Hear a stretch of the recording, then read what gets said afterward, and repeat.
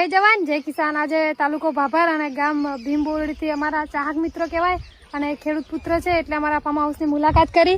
તો ખૂબ ખૂબ આભાર બધાનો કે અમારા ફાર્મ હાઉસની મુલાકાત કરી। તો કેવું લાગ્યું અમારું ફાર્મ હાઉસ તમને? તો પિનલબેન અમને ફાર્મ હાઉસે અહીં આવ્યા એટલે અમને ઘણું બધું જાણવા મળ્યું અને જે ખેતી તમારી જોઈ એ ખેતી જોઈને અમને પણ થોડોક ઇન્ટરેસ્ટ થયો કે આવી ખેતી અમારે પણ કરવી જરૂરી છે।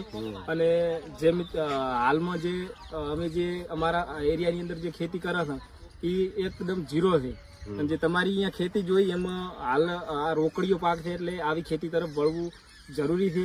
તો મિત્રો તમે પણ ખેતી કરજો અને ના આવ્યા હોય અવશ્ય અહીંયા વિઝિટ કરજો અને અમને ચા બીજો પાયો છે। બેને ખૂબ એવી અમારી સેવા કરી છે તો બેનનો ખૂબ ખૂબ આભાર।